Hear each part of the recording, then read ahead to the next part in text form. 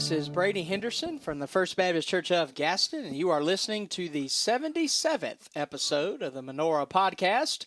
This is the podcast that seeks to share the light, speak the light, and send the light of Jesus Christ all across the airways of the internet. And Alan, it is hard to believe we are on episode 77. I say that a lot, but we just keep rolling. Yep, it sure is. It seems like we've done so many when you go back and look at all the ones we've done and the different folks we've talked to. Yep. And it's come in handy a time or two. We've tackled some theological topics and some theological questions.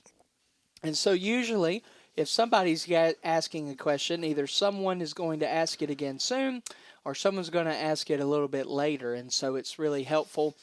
Some of the early, especially episodes 1 through 30, some of the things that we covered in those, I've been asked questions about. For example, one of the most frequently asked questions I get are, who are the people in Genesis 6, the Nephilim, all that. We did an entire podcast on that. And so, it's good to be able to send those links and to help folks out with that. But today, we're taking a small break in our Pastor's Perspective series. We are going to continue in that series next week, Lord willing. We are going to sit down and talk to Dr. Chet Andrews, who is the senior pastor at State Street Baptist Church over there in Casey. And so today, though, we're going to take a pause because we kind of want to update you on something that's going on in our church. We try to do that pretty regularly of stuff that's going on. But we have a ministry that has begun in our church that we want to make you aware of. Many of you know one of our local high schools, Gaston, is in a unique area. Half of our student ministry, I say half, part of our student ministry goes to Airport High School because of how the school district is set up. Part of Gaston is Lexington 2, and part of Gaston is Lexington 4. Lexington 4 is Swansea High School. We have students from all areas. We even have some students from Brooklyn Casey who attend here, as well as some others. So we're not just one of those churches who is in one school church, but we have several. So that's kind of something to keep in mind. Well, as people get more mobile too, they tend to drive a little bit farther. When I was small, we only went to town once a week. Now people go multiple times a day. And that's part of the change. We've talked about that here on the podcast before, but I do want to talk a little bit today. Our church has partnered with Swansea High School, which is the District 4 high school, the only high school in District 4, I might add. And, of course, there are 7 schools in our district. You've got the ECC, you've got primary, you've got elementary, you've got Francis Mack, you've got Sand Hills, and then you've got the Freshman Academy, and then you have the high schools. So a lot of different things. But do want to talk to you guys today about something that has recently happened over the summer. There was a local pastor in our area who used to be the public address announcer for the high school football games, and he has recently accepted a call at another church in Georgia, and so he left to do that, and so that left an opening, and I have a relationship with the athletic director. I do try to keep a good relationship with all of our, not just schools, but all of our community folks, whether they go to our church, whether they go to another church, or whether they are unchurched. I try to maintain that contact with them and build good relationships with different people. And so had a conversation with the athletic director, and he indicated that they were looking for a public address announcer. And so we pounced on that as a church. And there's a lot that goes into that, more than people think. The first football game will be next Friday on August the 22nd. But we had a scrimmage earlier this week, and we were able to get our feet wet with that, learn some things we did well, learn some things we got to work on. But for us, it's kind of a crew, and we're viewing it as a ministry, an outreach ministry of our church. So Noel Pound, many of you know him. He is actually the one who is pressing play for the music in the stadium. There's music played in the stadium. There is a band, but the band isn't able to be there all the time, and they don't play the entire time. But when they are, of course, we want them to be able to play and showcase their talent.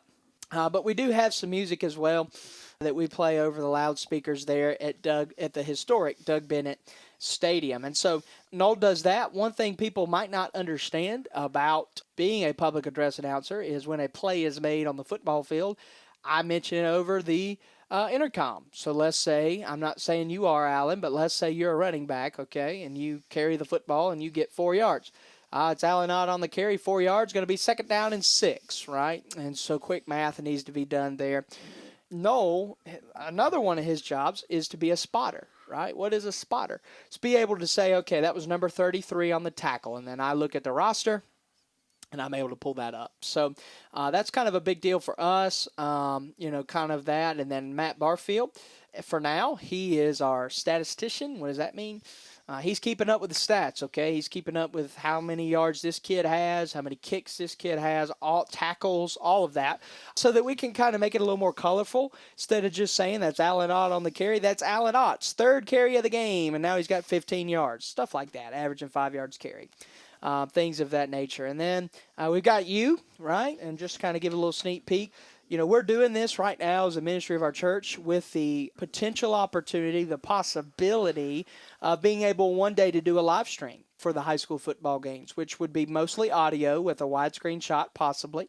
And so we're still working with the district and getting to do that. There's a lot more that goes into that than just saying, hey, we want to do it. There's some legalities there and some different things. But for now, we want to get our feet wet and get around the kids, the students, get around the faculty, allow them to get to know us, to trust us. And our goal, the district's goal, I believe as well, is when baseball season comes around in March, is to being able to have a live stream for those students, and then of course continuing that for football. So Alan is with us. I'm sure that once we get in the groove, you're going to find all kind of different things you can do that we'll need some help with, keeping up with things. Really, I would call Alan the public relations. There's times I won't be able to have a conversation. I'll be doing the PA announcing, and so there's going to be times that somebody might need to say something, and you're the one who has to grab the paper and say, hey, shove it over to me. You need to read that kind of thing. We got to have flex guy, somebody who can do a little bit of everything. And then once we start doing the actual streaming, of course, you guys already predicted this. Alan's the one who's going to get us in and out and keep us on the air and all of that. So this is a beginning of something that we want to flourish with the sole purpose of it being a ministry. And also, I really think that this is a gateway for us to be even more involved in our community than we are now. And so sports broadcasting is something I've always wanted to do for fun. And my grandma will tell you that I have been doing it since I was 8 years old. What does that mean? Well, when I was 8 years old, I would play sports video games. I was enamored with sports from a young age, and I would call the game as I played it on my PlayStation and things of that nature. Now, if you guys didn't already think I was weird, let me tell you this, you'll think I'm really weird. I sometimes in my free time, whatever that thing is called, I will go upstairs in my study at home, turn on the TV, turn on an old ball game, mute it, and call it. And that's fun for me, right? So that's kind of something I want to get into, something I want to try to hone my craft on. And this is an opportunity to do that, but also an opportunity to minister to these kids. Not only do I have the opportunity to call the football games, but they've given me sideline access, they've given me access to practice, and they've given me access to the students, student athletes, and all that good stuff. So anyway, it's a little quick summary. I say it's quick, about a 9-minute summary, but figured I'd share that with you guys, a little bit of what's going on. And Alan, I just kind of want to get your thoughts on it. And you've been with me from day one. I know Matt and Noel are helping us, but I've had you as my right hand on this because I feel like you've got a lot of experience, and you also have a little bit more time than those guys do as far as retiring, being retired goes. And of course they have kids and everything. So, but you've been with me in the meetings, you've been with me in the logistical side, and just to be completely transparent, we're getting ready to leave here in a few minutes to actually go to the field and do our first scrimmage. And I'd be lying to you if I wasn't nervous. But I'm excited. I don't necessarily think I have a good voice for it, but I think I have the desire to do it, so we're just going to roll with that. So anyway, looking forward to it, and just wanted to open it up and get your thoughts and see if you have any questions on all this. I have to say, first of all, the obvious, I didn't much want to participate in this podcast in terms of carrying on a conversation either. But and that turned out pretty good. That was 77 episodes ago. So, yeah, a long time ago, right? Yeah. And this, as with anything, is one thing that we hope to accomplish is we hope to create a relationship between our church and our school, continue that relationship. We do Good News Clubs now. We have a number of our congregants that are employed by the school district. We have a number of teachers, and it's as we do our good news clubs down there, we have an opportunity to see and meet kids, create relationships with those kids. Yeah. And, as they progress through the system, so we do a first and second grade Good News Club, third and fourth, and fifth and sixth. And so those kids, we watch them progress through. And this is yet another layer on top of that as they get into high school and become athletes. It gives us kind of an inside track on relationships with them. I don't think it is a very far stretch to have a pastor do a PA call. And why I say that is oftentimes a pastor is a person that's used to calling, used to talking. Mm-hmm. You pretty much go for an hour. Of course, you're going to have to stretch that out a little bit. And I don't think that'll be a problem for you, but. Hey, whoa, let me give myself some credit. Hold up. My average has gone down to about 43, 44. It used to be pushing an hour, but my average has gone down. I keep up with pastoral stats too now. Well, this is an opportunity for us to make our church a little better known in the community, particularly on that side of town. We're not attempting to compete with anybody. We just want another opportunity to serve. And much like anything we do, there's a lot more to this than meets the eye.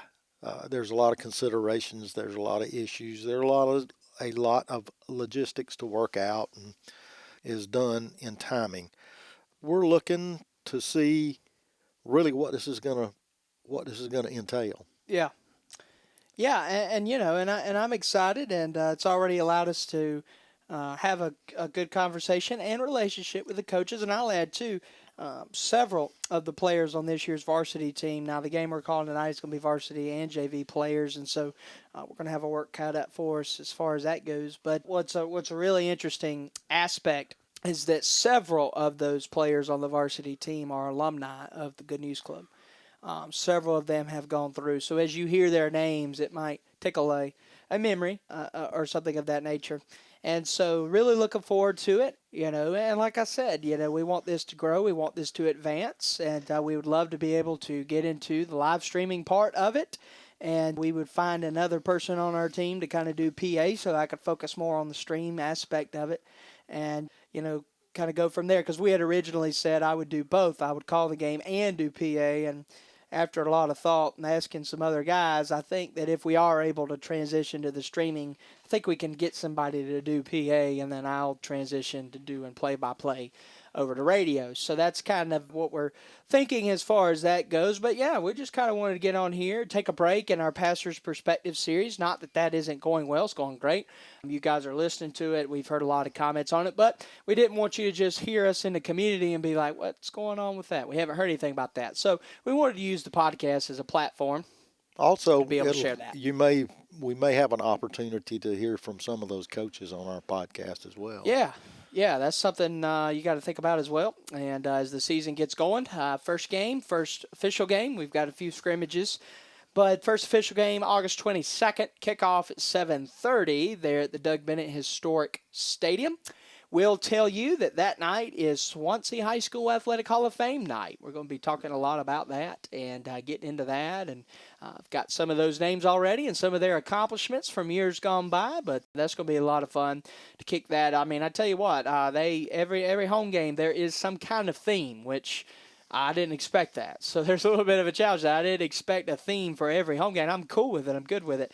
But, lots to say, lots to do. So looking forward to it. I am glad that we can involve some other guys from our church, not just me go up there by myself, because it could be done by myself. It'd be a challenge.